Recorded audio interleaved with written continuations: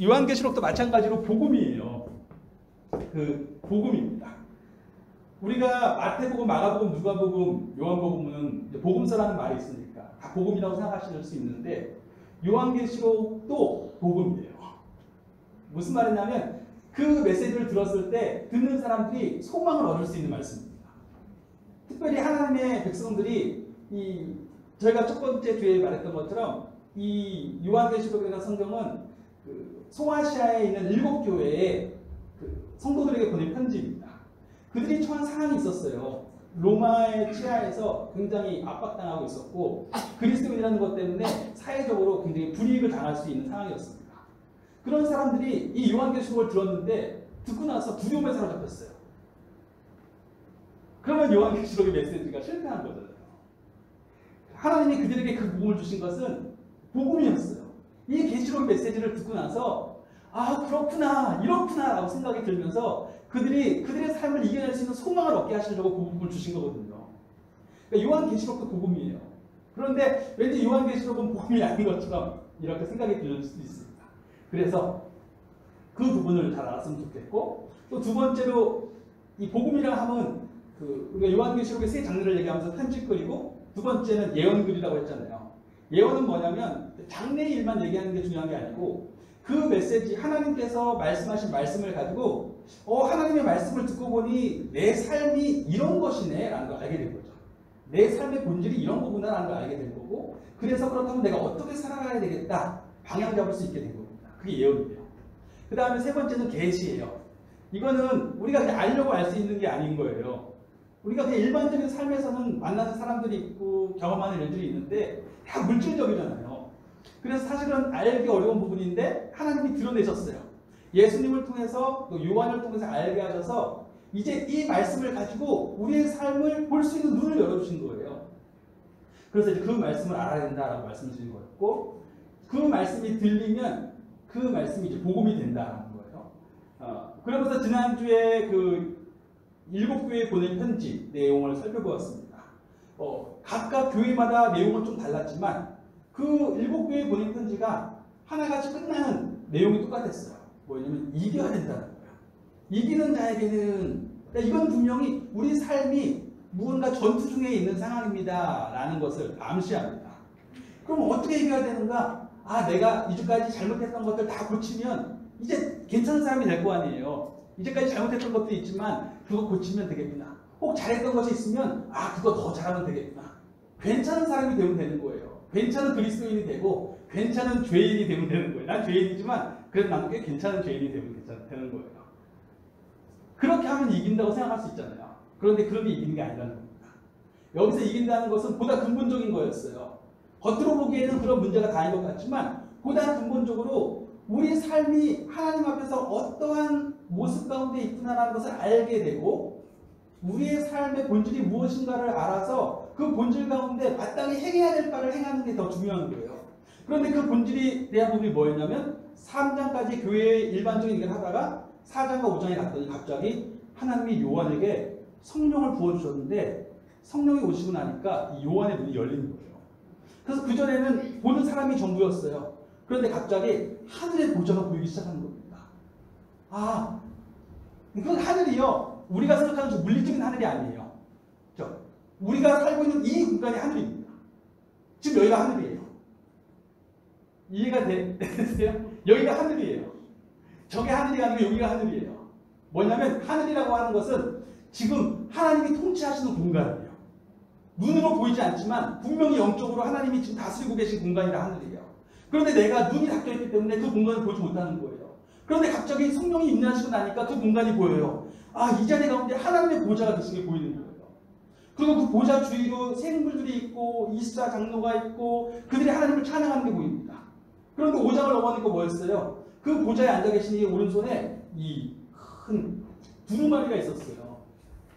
그 두루마리가 예전에는 그 책이 이런 식으로 두루마리예요. 두루마리. 그렇죠?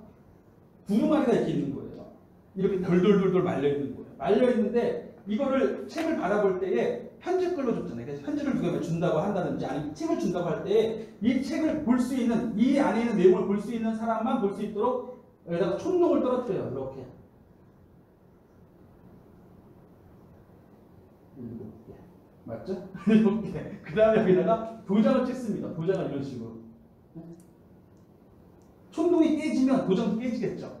그래서 이 촌농을 가지고 있는 사람만 볼 수, 뗄 수 있는 자격이 있는 사람만 뗄 수 있는 거예요. 그 전에는 절대로 떼면 안 됩니다.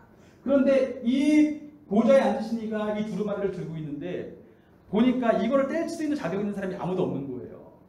그러니까 요한이 울기 시작해요. 울었다는 건 뭐예요? 이제 이것을 뗐을 때에 펼쳐졌을 때 나올 내용이 무언가 요한을 비롯해서 하나님의 백성들이 그 메시지를 듣게 될 때에 정말 소망을 얻게 돼. 무언가 그들에게 하나님이 그들을 향해서 가지고 계셨던 그 계획이 이루어질 어떤 일이 펼쳐질 수 있는 부분인 것 같아요. 그 요한이 직접적으로 그걸 아는 거예요. 그런데 저걸 누군가 떼줘야 되는데, 열어줘야 되는데, 하나님의 오른손에 있는 하나님이 세상에 향한 그 계획을 이루실 수 있는 저 두루마리를 누가 이루어줘야 되는데, 도대체 누가 나오려나 이러고 있는 겁니다. 그런데 그때 막 울고 있으니까 천사가 와서 하는 얘기가 울지 말아라. 유다 지파의 사자 다윗의 뿌리가 승리하였다. 뭔가 딱 봤더니 하나님 보좌 앞에 어린 양이 있어요. 근데 죽임을 당했어요. 죽임당한 어린 양이 있는 거예요. 우리는 이미 그 전에 그 맥락에서, 그리고 이 편지를 받는 사람들은 예수님을 믿는 사람들이에요. 기본적으로. 그래서 초대교회 교인들이기 때문에 이 어린 양이 예수님이라는 걸 알고 있습니다.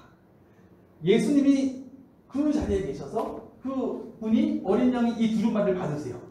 받으시고 나서 그 다음 장면은 그 보좌 주위에 있었던 네 생물과 24장로가 하나님을 찬양하고, 또 보니 쫙 천군 천사들이 쫙 나타나서 천사들이 막 찬양하는 거예요.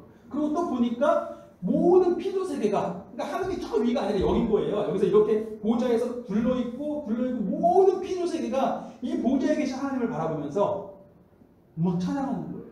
예수 어린 양을 찬양하는 거예요. 이를 떼시게 합당하시다 그러면서 다 끝나버렸어요. 보좌.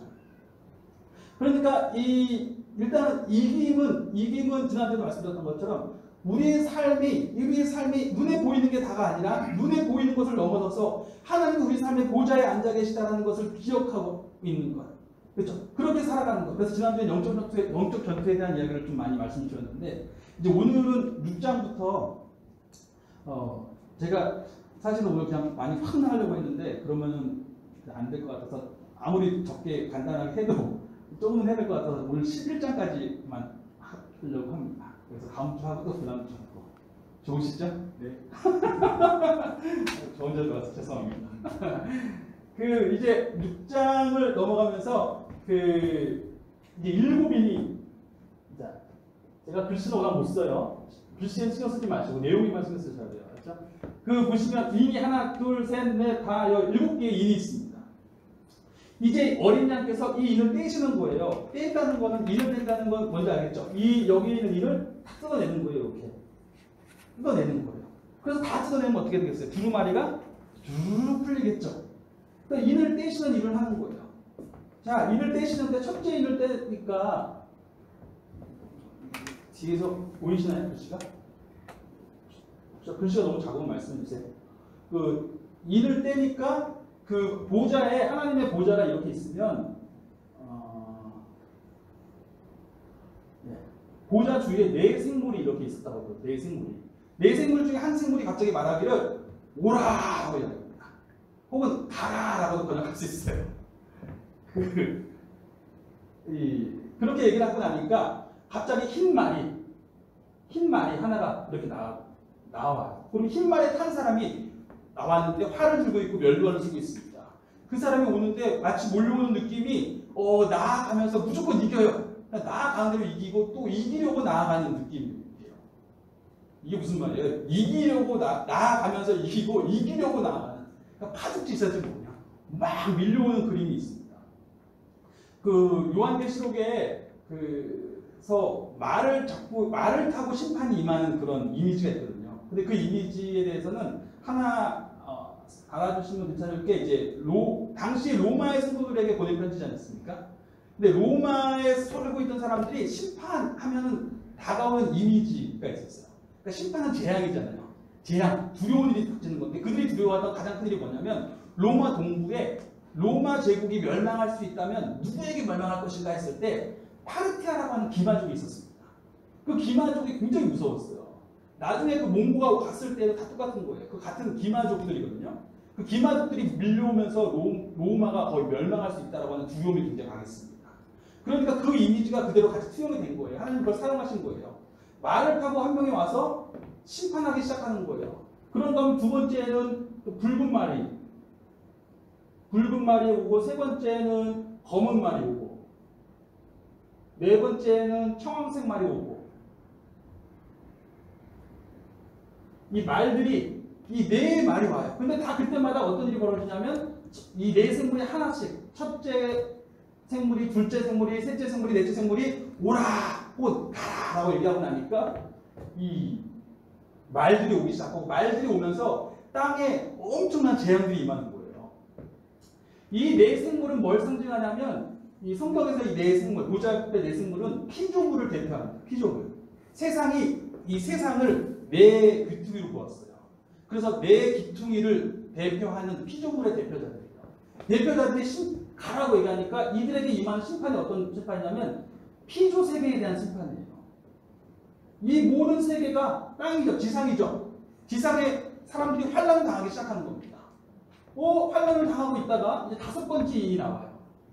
다섯 번째 인을 지금 하나, 둘, 셋, 넷 뗐어요. 다섯 번째 인을 떼니까 내용이 좀 다릅니다. 여기는 뭐가 있냐면 하나님 앞에 제단이 이렇게 있어요. 하나님 성전에 제단이 있는데 여기에서 이제 그 제단 성전의 개념이거든요. 여기 하나님 앞에 예물을 줄 수 있는 제단이 있는데 여기 아래에 그 영혼들이 있는데 그 사람들이 외치는 거예요. 뭐라고 외치냐면 하나님 어느 때까지 하시겠습니까? 우리의 피가 억울하게 이 세상에서 악인들에게 우리의 피가 이렇게 당하고 고통받는 것을 어느 때까지 돌아보지 않으시겠습니까? 라고 이야기합니다. 시편 말씀을 보신 분들은 시편에 자주 나오는 말씀이잖아요. 어느 때까지 이러시겠습니까? 그런데 그런 건 아니니까 그 목소리가 들리기를 그들 각 사람에게 갑자기 흰 옷이 이렇게 주어져요. 흰 옷을 딱 입게 되고 흰 옷은 여기서 이제 순교한 사람 혹은 승리했다. 마지막에 그 초대교회의 일곱 교회에 보낸 편지에 보면 이기는 자에게는 흰 옷을 주겠다라고 말하잖아요. 흰 옷은 순교했다, 그러니까 깨끗하게 순교했다는 의미를 줄 수 있고 동시에 승리했다는 의미도 있습니다. 그렇게 승리한 사람들로서 그들에게 얘기하면서 아직도 너희들 중에 순교한 사람의 수가 더 차야 된다는 말입니다. 그러니까 이 순교자에 대한 얘기가 나오는 거예요. 순교자의 더 피가 더 차야 된다. 아니 이게 무슨 말이지? 더 사람이 죽어야 된다는 얘기인가? 라고 생각할 수 있는데 이런 거 맞죠? 그 순교의 수가 더 차서 하나님의 심판의 근거가 더 차야 된다는 거예요. 그 구약에서도 보면 하나님이 이스라엘 백성들을 가나안 땅에 이끄실 때에 뭐라고 얘기하세요? 그 전에 아브라함한테 아직은 이들의 죄가 차지 않았다. 하나님이 무조건 심판하시는 게 아니라 그들이 하나님을 떠나서 그들 나름대로 살아가는 삶 속에서 그것 자신이 그들에게 심판의 그 근거가 좀 쌓이는 거예요. 쌓여서 어느 정도 그것이 차이고 나면 그것 자체가 그들에게 심판이 되게 있는 것입니다. 그러면서 하나님이 이제 심판을 그들이 때가 되지 않았다라고 얘기를 하는 거고, 자 그러면서 이것이 가지고 있는 중요한 의미가 있는데 지금 이제 요한계시록 이해하실 때요 하나 제일 기억하셔야 되는 게 하나가 뭐냐면 우리는 요한계시록을 첫째인, 둘째인, 셋째인, 넷째인, 다섯째인 하면 이게 시간적인 순서대로 가고 있다고 생각을 보통 하세요.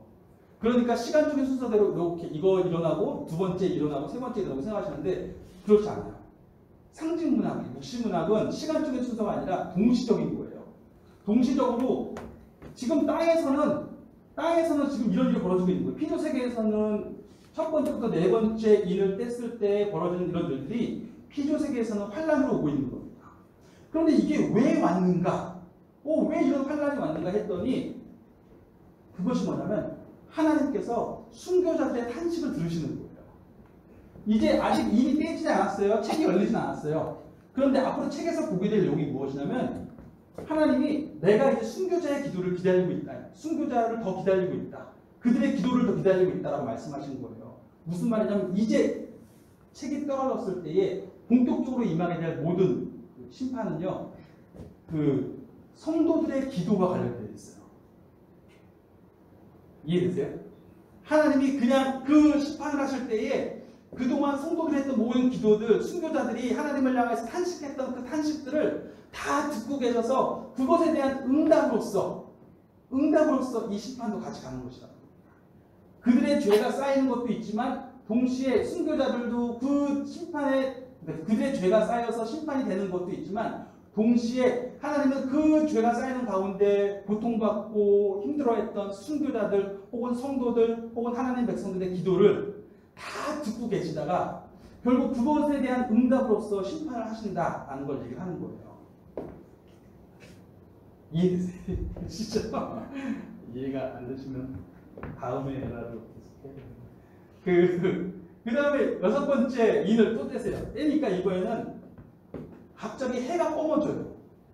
그리고 달에 피가 흘러요.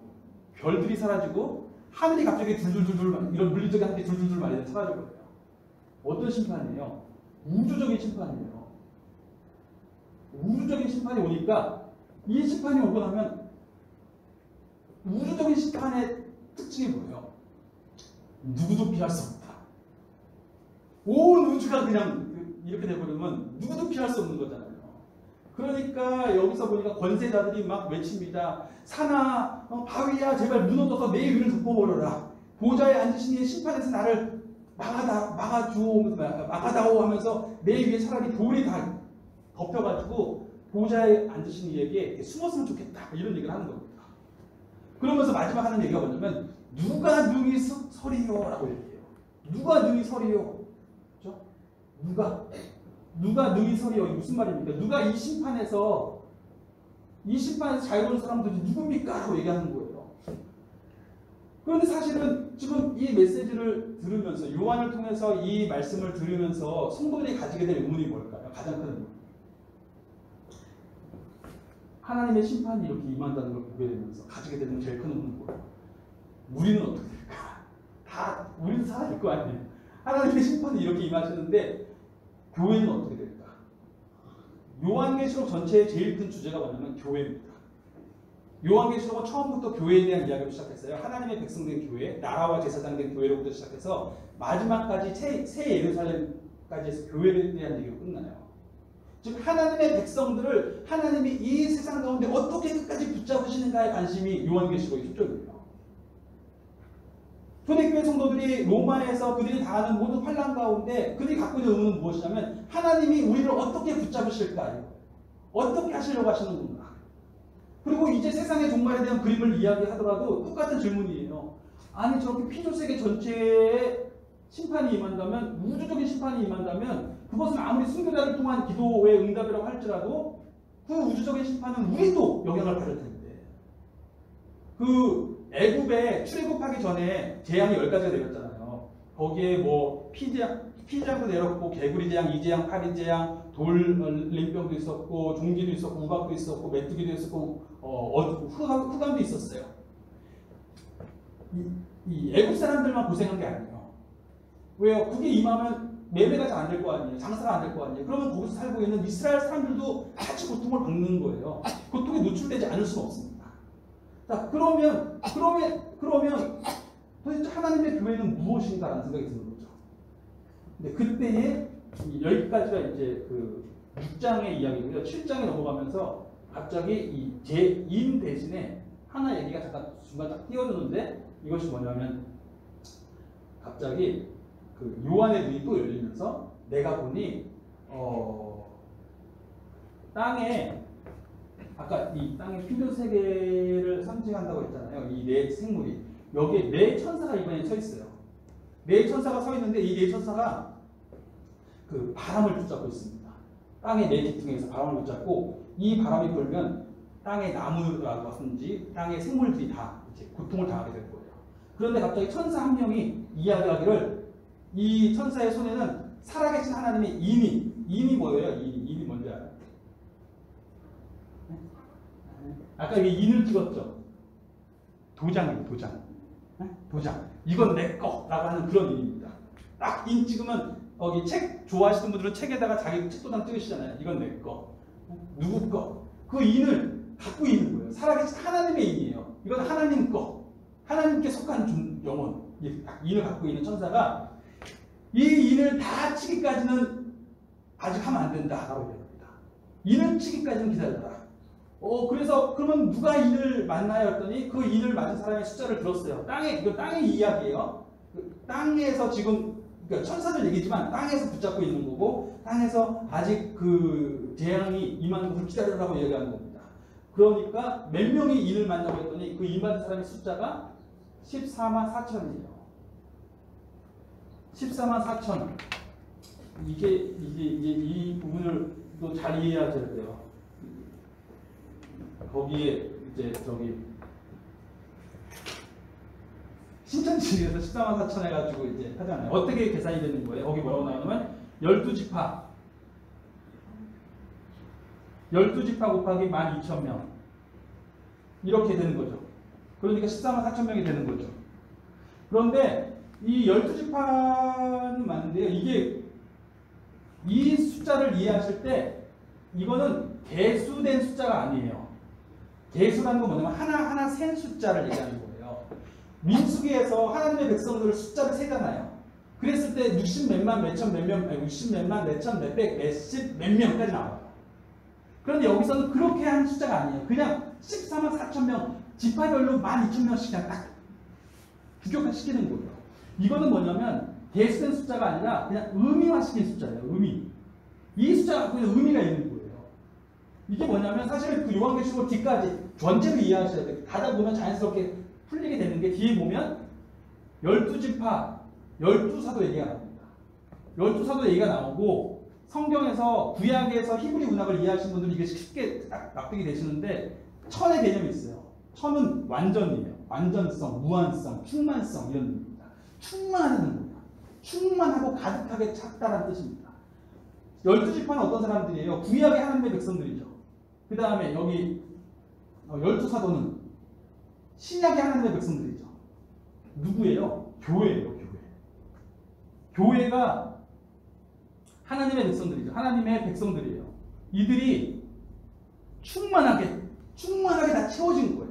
14만 4천들은 하나님의 백성들이 충만하게 채워질 때까지 기다리라는 겁니다. 자, 그러고 나니까 갑자기 또 환상이 보여요. 환상이 보이는데 동일한 순간이에요. 그런데 갑자기 하나님 보좌 앞으로 눈이 떡 가는 거예요. 거기 앞에 누가 오냐면 세계 만국에서 방언에서 족속에서 사람들이 몰려오는데 셀 수 없는 무리가 몰려옵니다. 제가 글씨 쓰면 항상 아내한테 혼나요. 쓰지 말라고 좀 바뀌었어요. 근데 셀 수 없는 무리가 와요. 이 셀 수 없는 무리가 와서 뭐 하냐면 찬양하는 거예요. 구원하심이 보좌에 앉으신 이와 어린 양께 있습니다. 이 사람들은 누구예요? 누군가 했더니 이 사람들이 다 흰옷을 입고 있어요. 아까 말했던 것처럼. 그러니까 요한이 묻습니다. 아니 흰옷 입은 사람들이 누굽니까? 요한이 묻는 게 아니라 장로 중에 한 명이 요한에게 흰옷 입은 사람이 누구야? 요한에게 묻습니다. 그러니까 요한이 제가 어떻게 알아요? 요한 주님이 아시죠? 라고 얘기했더니 장로가 한 얘기가 이 사람들은 어린 양의 피로 씻김을 받은 사람들이다. 즉 어린 양의 피로 하나님의 소유가 되어 사람들이다 라고 얘기하시면서 뭐라고 하냐면 이제 이들은 하나님이 그들의 장막이 된 사람들이다. 그래서 하나님이 그들로 하여금 더 이상 춥지도 더 이상 덥지도 더 이상 배고프지도 목마르지도 않도록 하나님이 그들을 보호하시고 하나님이 그들의 눈물을 다 닦아주신 사람들이다. 하나님이 그들과 함께 하신 사람들이다. 어떤 존재예요? 하나님과 완벽한 관계 속에 거한 사람들이잖아요. 그런 사람들이라고 얘기하는 겁니다. 근데 이 사람들이 누구냐면 똑같은 사람들이에요. 땅에서는 지금 환란이 임하려고 하니까 잠깐 붙잡고 있어. 아직 하면 안 돼라고 얘기하면서 거기서 벌어지고 있는 이야기는 하나님의 하나님의 백성으로서의 인친 사람들이 충만해질 때까지 기다려라라고 얘기하는 거고 그게 14만 4천 명이라고 상징적으로 얘기되는 것이고 그 동시에 영적으로 그 하나님의 보좌 앞에서는 그 사람들이 셀 수 없는 무리인 거예요. 충만한 하나님의 백성들이 하나님 앞에 나와서 이제 그들은 하나님께 속한 사람들, 하나님과 관계를 맺은 사람들로서 그들이 하나님 앞에서 찬양하고 있는 모습들 이렇게 그림이 그려지는 것입니다. 즉 뭐예요? 그들은 하나님이 보호하실 거예요. 이들은 이제 하나님이 책임지시는 사람이에요. 무슨 얘기냐면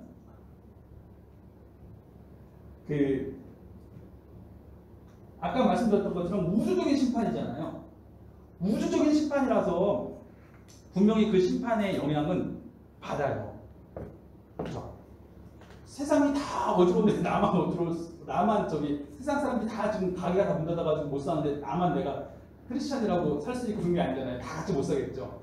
다 같이 어려움은 있지만 그 어려움 속에서도 불구하고 이 심판이 가지고 있는 중요한 이미지가 있어요. 구약뿐만 아니라 성경 전체에서 갖고 있는 중요한 이미지가 있는데 뭐냐면 심판이 뭐예요? 심판은 당신은 괜찮고 당신은 혼나야 되고 이렇게 얘기했을 때 심판은 구별하는 거예요. 구별. 즉 하나님의 백성도 이 가운데 분명히 순교자의 기도의 응답으로서 성도의 기도의 응답으로서 심판이 임하는 것이고요. 그 심판은 우주적으로 임할 거긴 해요. 그러니까 우리도 영향을 받을 거예요. 그러나 그 심판의 시간을 통해서 하나님께서 보실 것은 결국은 그들은 하나님께 속했다는 것. 이 심판의 시간은 동시에 구별의 시간이 되는 거예요. 그들은 결국 하나님께 속한 무리, 하나님이 그들을 책임지시고 있는 무리, 하나님께서 그들의 장막이 되시는 그 무리임을 보게 될 겁니다. 그것을 믿기 때문에, 그것을 알기 때문에 참을 수 있는 거예요. 그게 믿음의 의미입니다. 요한계시록 전체에서 지금 여기서 하는 설명이 이 뒤로 가면서 계속 또 반복돼요. 그런데 결국 요한계시록 전체에서 계속 자주 반복되는 그 성도에게 주어지는 권면이 뭐냐면 당신의 믿음의 인내와 당신의 기도를 멈추지 마라. 이렇게 됩니다. 왜냐하면 내가 지금 이렇게 심판 속에 있는 것 같지만 오히려 그 시간을 통해서 내가 어떤 사람인지 정금이 되려면 어떻게 해야 돼요? 돌이만 나왔는데 그 중에서 정금이 되려면 다 녹여야 돼요. 그래서 진짜 정금만 나오는 거예요. 힘들지만 그 시간을 거쳐서 진짜 정금이 누군지 알게 되는 거예요. 오히려 그 시간을 통해서 내가 어떤 존재인지, 내가 하나님 앞에서 정금 같은 존재라는 것을 확인하게 되고 단장하게 되고 그리스도의 신부로서 온전히 세워지게 되는 그런 시간이 될 겁니다. 그것을 분명히 하나님께서 결국은 보호하실 것이고 결국은 책임지실 것이기 때문에 절대로 걱정하지 말아라. 인내하라는 것입니다. 그러고 나니까 이제 그 7번째 인을 떼세요. 마지막 인을 떼니까 어떤 일이 벌어지냐면 갑자기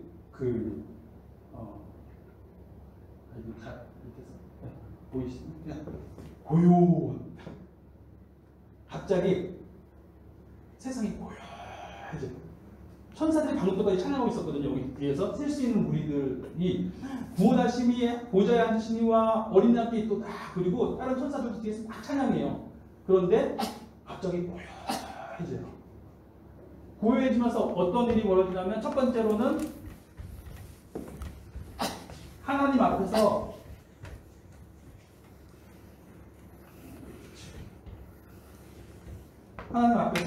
천사 7명이 또 나갑니다. 이게 이제 두 번째, 7이 3번 나오거든요. 천사 7명이 나가서 나팔을 하나씩 받아요. 나팔. 이 인을 뗐을 때에 7째 인을 떼니까 드디어 책이 어떻게 되는 거예요? 두루마리가 풀린 거죠. 그러니까 이 7번째 인과 책이 풀려서 벌어지는 일은 같은 거예요. 이해가 되세요? 7번째 인이라고 하는 이 떼는 순간에 이 일들이 같이 탁 튀어나오는 겁니다. 그래서 7 나팔이 딱 붙잡고 있어요. 그러니까 그 가운데 한 천사가 나오는데 갑자기 이 천사가 하나님의 제단 앞에 향로를 하나 가지고 그 향로에 이 향을 넣게 되는데 거기서 향연이 올라가는데 그 향연이 성도의 기도 같이 막 올라가기 시작해요. 성도의 기도가 올라가기 시작하면서 그 하나님 앞에서 다시 제단에서 이렇게 대접에다가 그 불을 담아가지고 땅에다가 확 뿌리면서 이제 7 나팔이 시작되는 겁니다. 이게 무슨 이미지인지 느낌이 오시죠? 뭐냐면 이제 시작될 거예요. 이제 본격적으로 하나님이 세상을 심판하시고 구별하시는 일이 시작할 겁니다. 그런데 그 일이 뭐냐면 성도의 기도에 대한 응답이라는 거예요. 하나님이 이제까지 성도들이 했던 기도들을 우리가 솔직히 저도 솔직히 기도하다가 낙심될 때가 있거든요. 내 기도가 응답이 되나? 제 기도가 지금 듣고 계신가? 제가 뭐 기도가 힘이 있을까? 이런 생각이 들 때가 솔직하거든요. 그런데 요한계시록을 읽고 나면 그렇게 소망이 생겨요. 내 기도를 하나도 빠뜨리지 않고 다 들으셨구나. 내 기도를 하나도 남기지 않으시고 다 듣고 계셨구나라는 소망이 생겨요. 그 기도를 다 듣고 계셔서 그 기도가 올라가고 그 기도를 받으셔서 이 하나님이 하시려고 했던 그 계획을 시작하시는 거예요. 그 기도를 사용하시고 시작한다는 것이고, 고요하다는 것은 흥미로워요. 하나님이 그 앞에까지 찬양을 막 하잖아요. 찬양이 시끄러우면 하나님이 우리의 기도를 듣지 못하세요? 들으시잖아요. 들으시는데도 불구하고 조용해요. 사실 이 한 반시쯤 한 30분 정도가 고요하다라고 이미지가 나오는데, 이거는 그 예루살렘에서 아침에 제사를 드릴 때 30분 동안 이렇게 향을 드리는 시간이 있습니다. 그 이미지를 가지고 있어요. 그런데 그때 고요해요. 왜 고요해요? 기도를 들어야 됩니다. 시끄럽다고 기도를 못 듣지 않으세요. 찬양 소리가 크다고 기도를 못 듣지 않으시는데 왜 고요하냐면 그렇게 그만큼 하나님이 그 기도에 집중하고 계신 거예요. 관심을 가지고 계신 거예요. 그 기도를 받으시기를 그 기도에 온전히 마음을 두고 계신 거예요. 그래서 그 기도를 받으시는 겁니다. 그리고 그 기도가 하나님께 올라가면서 하나님이 하시려고 하는 일이 이제 시작됩니다. 그게 두 번째 일곱 시리즈예요. 네. 제가 시간 보고 적당히 끊을게요. 힘들지 않으시죠? 네. 아직도 시간이 많이 가진 않았습니다. 오늘 저기 2시까지 할 생각이었는데. 네. 똑같이 나팔을 이제 불기 시작하는데, 나팔을 부니까 재앙이 임하기 시작해요. 세상에 막 우박이 떨어지기 시작하고 막 불붙은 해가 임하는 것 같고 막 해가 어두워지고, 전부 다 3분의 1이라고 하는 이미지가 보시면 3분의 1이라고 하는 이미지가 계속 나올 거예요. 여기서 4분의 1이 나오거든요. 더 이제 악화된 굉장히 이제 심각한 어떤, 사람들도 3분의 1이 죽고 해도 3분의 1이 어두워지고 달도 3분의 1이 어두워지고 별도 3분의 1이 없어지고 세상에 땅의 3분의 1이 망하고 바다의 3분의 1이 망하고 다 3분의 1이 망하는 이 이야기가 펼쳐집니다. 똑같죠? 이 앞에랑 똑같아요. 이 7이긴 7인데 전부 다 7에서 처음 4개랑 그 다음에 3개랑 내용이 조금씩 다릅니다. 그 구조를 아시면 이해하기가 돼요. 그리고 5번째 가면 갑자기 하늘에서 별이 떨어져요. 별이 떨어졌는데, 별이 떨어진 사람이, 떨어진 별이 열쇠를 가지고 있어요. 그 열쇠가 무저갱이라고 하는 무저갱, 들어보셨는지 모르겠는데, 이게 이제 히브리 문학에서는 감옥이에요. 사단이 닫혀있는 감옥. 그러니까 감옥이 있는데, 그 감옥의 열쇠를 가지고 있는 겁니다. 그래서 그 열쇠를 열어요. 여니까 황충을 여러 가지 해석이 가능한데, 메뚜기 그런 이미지도 있지만, 여기서는 전갈같이 독이 있죠. 이 황충이 나와서 사람들을 죽이기 시작합니다. 사람들을 죽이기 시작하고 막 고통을 받는 거예요. 근데 그 죽임을 받는 사람들이 누군가 봤더니 하나님의 인을 맞지 아니한 사람들 죽고 있는 거예요. 맞지 아니한 사람을 죽고. 그럼 6장에는 또 네 천사가 나와요. 네 천사가 와서 사람들을 막 또 이 죽음에 이르게 하는데, 흥미로운 것은 그렇게 천사들이 했는데도 이 천사들의 공격이 있음에도 불구하고, 심판이 있음에도 불구하고, 그 남은 사람들이 회개를 안 했다고 해요. 회개를 안 하고 우상을 섬기고 또 범죄를 했대요. 오히려. 근데 이게 가능한 게 구약에도 그 출애굽기에서 그 10가지 재앙이 임하는데 바로가 회개해야 안 해요. 안 하잖아요. 끝까지 가잖아요. 끝까지. 똑같은 겁니다. 그런 다음에 역대기에서 아사왕이라고 들어보셨죠? 아사왕 굉장히 잘했던 그 좋은 왕이었는데 어느 날 이제 마음이 교만해져서 하나님을 떠났어요. 그러고 나니까 병이 됐어요. 하나님이 그 사람에게 그것을 심판을 해서 그 사람으로 하여금 돌이키게 하려고 했던 거였어요. 그런데 이 아사왕이 죽을 때까지 회개하기를 거절합니다. 그러니까 이게 사람이 그럴 수 있는 거예요. 이 상황이 그렇게 된 겁니다. 그러면 지금 이 회개를 해야 되는데 회개를 안 하고 오히려 범죄하고 있는 사람들이라면 지금 이 죽임을 당하고 있는 사람이 누구예요? 임하지 않는 사람, 하나님께 속하지 않는 사람이에요. 똑같은 거예요. 지금 공격한 사는 사람들도 죽음에 이르게 하는 사람 것들, 이 무적행에 나온 별은 하늘에 떨어진 별은 사단을 의미해요. 그 뒤쪽에 가면서 또 나오는데 사단을 의미하는데 흥미롭죠. 그것들이 더 이 재앙이 임하는데 그것이 누구에게 결국 나가는 거냐면 이 뭐예요? 사단에게 속한 자들, 하나님의 입맞지 않은 자들에게 결국은 공격, 이 모든 심판이 가는 것이라고 하는 것입니다. 그러면 아니 똑같은 질문이잖아요. 피조 세계에 대한 이 피조 세계가 전체 다 지금 힘들 텐데 그러면 하나님의 백성이라고 지금 안 힘들겠어요? 같이 힘들 거 아니에요. 그럼 하나님의 백성은 어떻게 되는 것인가라는 질문이 또 나오겠죠. 그러면 여기에 또 삽입 중간에 아까 전에 여기가 이제 6장이고 여기가 7장이에요. 그럼 여기 8장이 이렇게 나오면서 나오는 건데 헷갈리시니까 지우고 하여간 그 마찬가지로 여섯 번째 인까지 하고 나서 그런 질문이 나왔을 때에 14만 4천의 이야기를 보여주시고 그리고 이는 빼셨던 것과 마찬가지로 일곱 나팔도 피조 세계에 대한 심판 얘기가 나오고 그 다음에 그 심판을 받는 자들의 모습이 누군가라고 나오면서 그러면 하나님의 백성은 어떻게 되는가라는 질문이 나올 때쯤에 또 하나의 이야기가 이 나팔과 상관없는 것 같은 이야기가 하나 갑자기 나옵니다. 그게 뭐냐면 그 두루마리 이야기예요. 두루마리 10장에 나오는 얘기인데 두루마리 그 다음에 11장의 두 증인 여기까지 하시면 돼요. 11장의 두 증인의 이야기가 나옵니다. 두루마리는 뭐냐면 갑자기 내가 보니 하나님 앞에 천사가 하나 나왔어요. 이 천사는 다른 천사랑 좀 느낌이 달라요. 여기 무지개도 이렇게 있고요. 그 다음에 얼굴에 해같이 빛나고 발에 불기둥이 있고 오른쪽에는 바다를 밟고 왼쪽은 땅을 밟고 굉장히 뭔가 위험이 어마어마해요. 그런데 그 손에 펴놓은 작은 두루마리가 하나 있대요.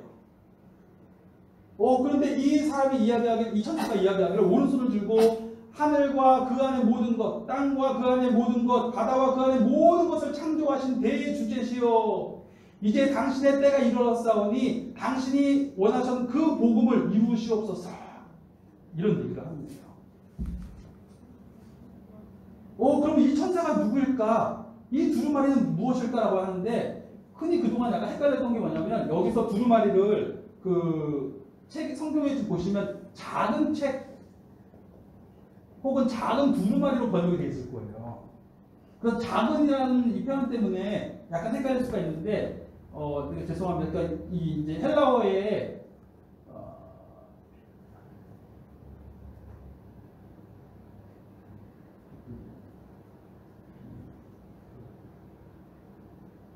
오케이.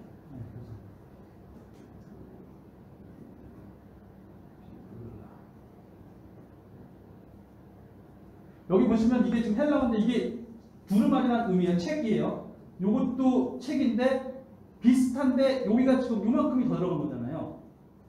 이게 보이세요? 요만큼만 더 들어간 거예요. 그런데 요거는 큰 책, 요건 작은 책 이런 느낌이 있는 거예요. 그렇게 해석을 한 건데 사실은 그렇지 않아요. 해석을 잘못한 거예요. 이거는 작다는 의미가 아니라 그냥 형태의 문제일 뿐이라서 이건 그냥 책이에요. 똑같은 책. 5장에서 하나님 앞에서 두루마리를 이렇게 피고 있었죠. 그 두루마리를 하나님 잡고 계셨잖아요. 그 두루마리를 어린 양이 받으시잖아요. 누가 필 것인가? 그런데 그걸 이제 폈잖아요. 그래서 7번 폈잖아요. 펼쳐져 있는 두루마리를 갖고 있는 거예요. 같은 책이에요. 그 두루마리를 갖고 있는 분. 그러니까 이 천사는 예수님과 같은 이미지로. 근데 이게 가능한 게요. 히브리 문학에서 구약에서도 창세기 보면 그 원어로 보면 천사, 곧 하나님 이렇게 나오는 단어들이 있습니다. 그렇게 같이 표현이 가능해요. 이 하나님께 보내심을 받았다라는 의미에서. 그래서 그 예수님 그 두루마리를 쥐고 있는 펴 있는 두루마리를 가지고 있는 이 천사가 외치기를 이제 하나님께서 이루시려고 하는 그 영원한 복음, 하나님이 이루시려고 했던 그 약속, 그것을 이제 이루어 주십시오. 맞잖아요. 이제 나팔이 불렸어요.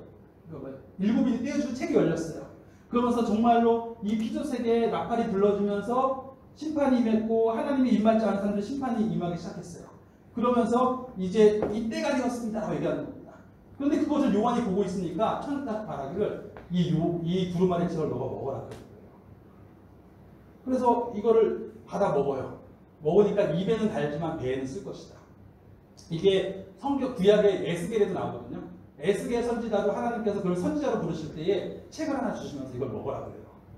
그걸 먹고 나니까 에스겔 선지자가 뭐 하냐면 하나님의 말씀을 증거하기 시작합니다. 요한에게도 마찬가지로 말씀하십니다. 이제 너가 이것을 먹고 하나님이 이미 여신, 예수님이 여신 그 복음의 메시지를 네가 예언하기 시작해야 할 것이다 라고 얘기하시는구나. 그런가 하면 11장을 가니까, 이거 10장 얘기고 11장에 가니까 그 두 증인이 나와요. 그 앞에서 하나님이 그 갈대를 하나 주셔서 이 땅을 성전을 측량하라고 하십니다. 성전을 측량해서 성전과 그 안에 있는 사람들을 측량이 뭐예요? 측량도 똑같아요. 측량도 어떤 겁니까? 구별하는 거예요. 그렇죠? 그러니까 심판, 측량. 구약에서도 하나님이 항상 심판하실 때 측량하시거든요. 마찬가지로 측량을 하는데 어떻게 측량을 하면 성전 안에 있는 자들과 성전 밖에 있는 자들을 측량하세요. 그래서 성전 밖은 짓밟히게 놔두시는 겁니다. 그러면서 이 두 주민이 나오는데, 둘이라고 하는 이미지는 그 구약에 보면 어떤 사람이 증언을 할 때에 두 사람이 증언하면 무조건 진실한 거예요. 그러니까 제가 뭔가를 잘못했다라는 것을 누군가가 증언을 해줘야 돼요. 혹은 뭔가 내가 그 자리에 있었다라고 하는 뭐 알리바이를 누가 증명을 해줘야 되는데 두 분이 오셔가지고 저희가 보았습니다, 저희가 보았습니다 얘기하면 그거 사실인 거예요. 그러니까 이게 진실하다는 의미입니다. 진실한 증인이에요. 실제로 한 명, 두 명 이런 의미라기보다는 진실한 증인이 와서 두 감람나무, 두 촛대로도 표현되고 있는 이 증인, 진실한 증인이 와서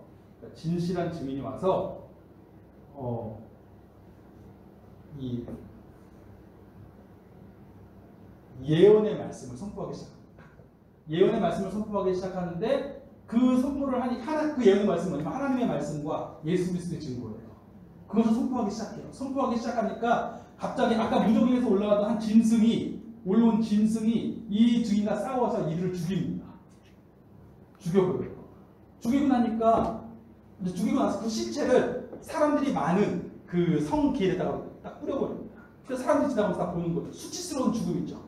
그러면서 얘기하기를 지혜 있는 자는 골전이 그 성의 이름이 뭐냐면 소돔이요 애굽이다 라고 합니다. 소돔, 애굽 당장은 굉장히 풍요롭고 강성해 보이는 곳인데 어떤 곳이에요? 성경에서 소돔, 애굽 심판이 임박한 도시죠. 곧 심판이 올 도시예요. 그렇죠? 당장은 보기 좋지만 심판이 임할 것이에요. 그런데 그 곳을 또 뭐라고 하냐면 그들의 주, 이 두 주인의 주가 그들이라고 표현하면서 그들의 주가 못 박힌 곳이다 라고 이야기합니다. 그들의 주가 어디서 죽임을 당한 거예요. 그런데 얼마 후에 사흘 반이 지나고 나니까 하나님이 생기를 이 죽은 증인들에게 부어주셔서 이 증인들이 살아나요. 부활을 하고 나서 또 승천을 합니다. 그러고 나니까 사람들이 다 그걸 보았어요. 보고 나니까 보고 나서 사람들이 그 실로 이것을 정말 하나님이 하셨구나라고 알게 되면서 하나님을 두려워하게 되고 하나님께 영광을 돌리게 되는 장면이 나옵니다. 그리고 마지막으로 7번째 나팔을 불게 되는데 7번째 나팔을 불면서 찬양하는 얘기들이 나와요. 찬양. 봅시다. 이제 하나님이 이제 우리 어린 양께서 세세토록 왕노로 사실 것입니다. 그리고 하나님이 약속하신 때가 심판의 때가 이제 이루어졌습니다. 라고 하면서 끝이 납니다. 자, 되셨죠?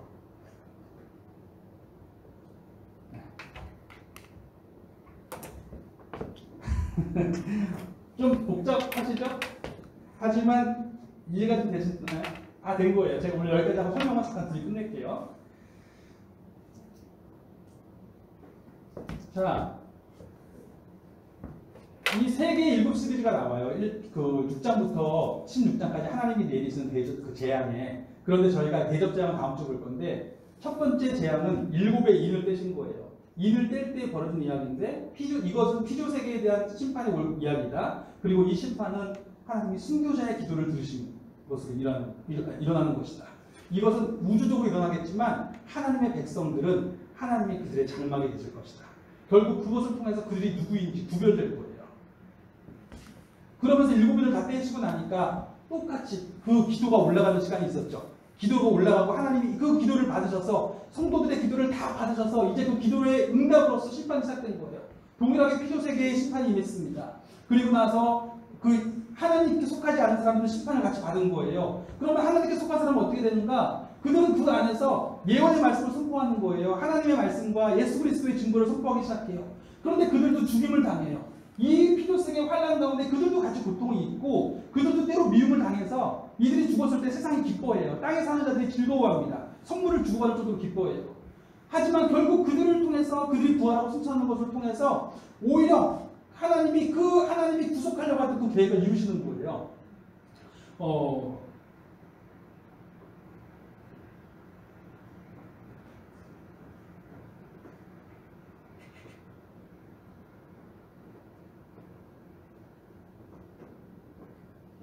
당장은 죽임을 당하는 것 같고 당장은 거기서 그들이 같이 죽임을 당하는 것 같지만 그들은 그렇게 죽음으로 끝난 것이 아니라 그들의 주가 예수님이 죽으신 것 같지만 부활하시고 승천하셔서 메시아가 되신 것처럼 그들 역시도 죽은 것 같지만 오히려 그것을 통해서 부활 승천하면서 땅에 사는 사람들이 하나님을 알게 되고 하나님을 두려워하게 되는 그 모습을 보게 되고 그러면서 이제 이 하나님의 왕노로 타시는 것을 찬양하게 되는 이 고백으로 끝이 나는 거예요.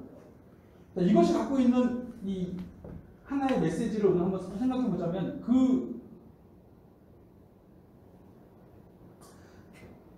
굉장히 그 요한계시록의 메시지를 읽으면서 되게 소망이 되는 메시지가 뭐냐면 첫 번째는 하나님이 우리의 성도의 기도를 다 들으시고 계신다.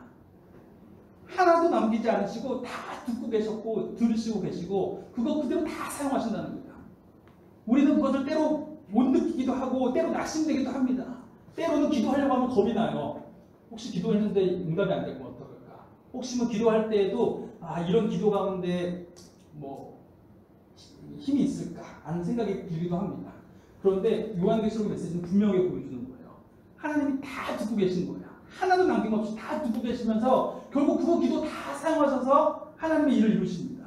비록 우리도 세상 사는 동안에 환난이 있을 수 있습니다. 그 7교회의 성도들이 그랬던 것처럼 힘든 상황이 있을 수 있지만 오히려 그 상황 가운데 그들이 경험해야 할 것은 무엇이냐면 하나님이 하나님의 백성들을 결국 어떻게 구별하시는지 그 시간을 통해서 오히려 하나님의 백성들의 의미가 무엇인지를 그들의 정금과 같이 나오는 것이 무엇인지를 보게 하실 거예요. 오히려 단장되게 하시고 오히려 구별되게 하시고 결국 그 모습을 통해서 세상 사람들로 하여금 하나님의 살아계심을 보게 하시고 결국 그렇게 하실 것이다라고 말씀을 하신 거예요. 그래서 그 초대교회 7교회 사람들이 그들의 삶의 상황 속에서 우리의 삶의 자리가 로마에게 맨날 압제당하고 괜히 예수 믿는 것 때문에 고통당하는 것 같고 우리의 기도는 맨날 천장만 치고 그냥 무너지는 것 같고 아무 소용없는 것 같지만 하나님이 분명히 말씀하시는 거예요. 그 시간을 통해서 하나님이 분명히 하나님의 백성을 어떻게 구별하시는지 하나님의 백성들을 겉으로는 환난당하는 것 같지만 하나님이 그들의 장막이 되셔서 하나님의 교회를 끝까지 보호하신다. 오히려 그 시간을 거쳐서 출애굽 때 같이 고통당했지만 결국 끝에 어떻게 됐어요? 하나님의 백성이 구별되어지고 하나님의 백성 아닌 자들은 패망한 거 아니에요. 하나님의 백성들이 정금같이 홍해를 건너 나오게 되는 그 구별됨의 모습을 보게 하실 것이고 그 모든 과정 속에서 하나님이 그동안 했던 성도들의 모든 기도들을 다 사용하실 것이다. 그러니 낙심하지 말고 기도해라. 낙심하지 말고 인내해라. 이게 요한계시록이 우리에게 던져주는 하나님이 요한계시록의 메시지를 통해서 우리에게 주시는 굉장히 중요한 복음의 말씀입니다. 한 주간 살아가시면서 이 말씀 의지해서 기도가 안 된다고 생각이 들 때마다 내 기도가 무슨 의미가 있을까 두려우실 때마다 하나님 나의 기도 하나도 빠뜨리지 않으시고 지금도 듣고 계십니다. 하나님의 원하시는 뜻을 이루심에 나의 이 기도 다 사용하고 계시고 결국 나의 삶의 이 자리를 통해서 하나님 나를 정금과 같이 단련시키시고 하나님의 뜻을 이루실 것입니다라는 소망 가지고 그렇게 담대하게 기도하시고 담대하게 하나님 앞에 나아가시는 한 주 되시기를 소망합니다. 같이 기도하겠습니다.